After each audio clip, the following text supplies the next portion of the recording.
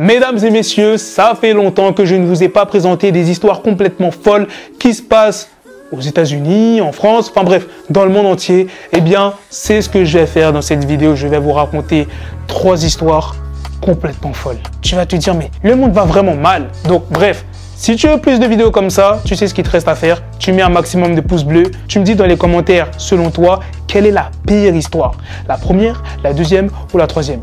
Bref. Sur ce, let's go pour ces histoires complètement sombres. Avant de commencer, pour les personnes qui veulent être drippées, il y a We Are Chain Nation qui est là pour te faire briller. Des chaînes, bracelets, montres, pendentifs, de l'or jusqu'aux Vivis. Tu as la possibilité de payer en plusieurs fois avec PayPal ou Klarna, alors fonce si c'est le succès que tu vises. Profitez-en parce qu'en ce moment, il y a une très bonne offre. Si tu achètes un produit, tu auras forcément un produit offert avec le code BOGO. Les bijoux sont bien évidemment garantis et comme tu peux le voir, les avis des clients sont excellents. Pour ceux qui de la livraison, elle est rapide et gratuite et il livre même à l'étranger. Alors la première histoire sombre est sur un jeune père de Floride qui a utilisé son fils de 1 an comme bouclier pour ne pas se faire taser. La police de Flagler en Floride a déclaré qu'elle avait répondu à un appel d'une femme la semaine dernière, selon lequel son petit ami, nommé Brandon Leonard, âgé de 27 ans, avait enlevé leur fils d'1 an sous la menace d'une arme à feu.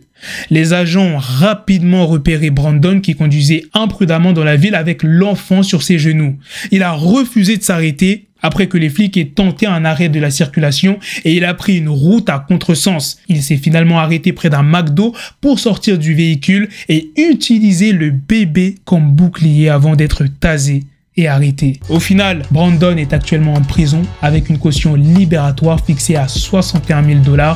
Il est accusé d'enlèvement, d'utilisation d'un mineur comme bouclier, de résistance à la violence, de négligence des enfants et de conduite imprudente. Ça, c'était la première histoire.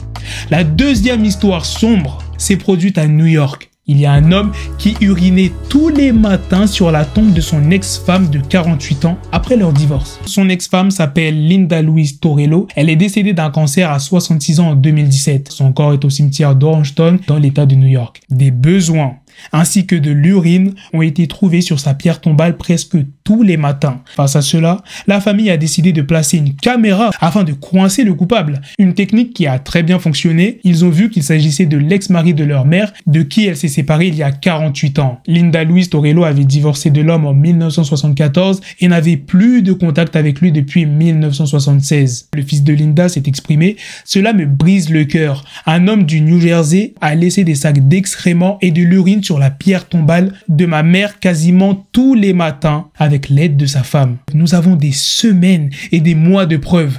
Ces agissements ont été signalés à la police et aux médias.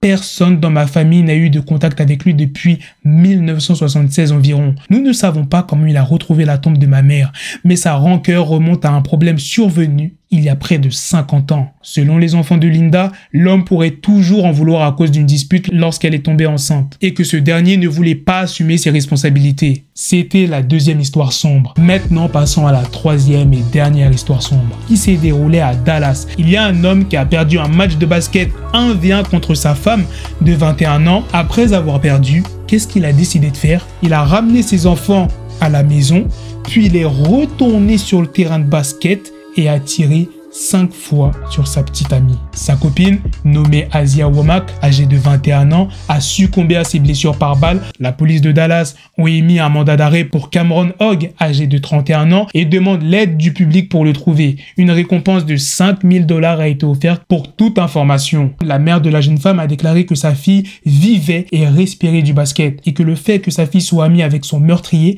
est particulièrement écœurant. Elle dit mot pour mot, c'était censé être son ami. Elle a mangé avec lui, elle l'a nourri et il s'est retourné contre elle et l'a tuée d'une manière vicieuse. Voilà les gars, c'est la fin de cette troisième histoire sombre. Dites-moi dans les commentaires maintenant, quelle est la pire histoire? Pour moi, la pire histoire, ça reste la première. Course-poursuite avec la police, il y a le bébé qui est dans le véhicule et après s'être arrêté au McDo, il sort du véhicule et il utilise son bébé comme protection. Non mais, est-ce que vous imaginez juste la scène 2 secondes? C'est une dinguerie la première histoire. Pour moi, c'est vraiment la pire. La deuxième histoire qui est grave, pas ultra sombre. Enfin, elle est quand même sombre quand même. Hein. C'est l'histoire du petit copain qui a tiré sur sa copine après avoir perdu un 1v1 au basket. Et la troisième place, c'est cette personne qui urine tous les matins, qui fait ses besoins dans le cimetière. Bref, le monde va mal, hein, les amis. Bref, sur ce, on se donne rendez-vous très prochainement, les gars, pour d'autres vidéos news. Prenez soin de vous, la famille. Peace!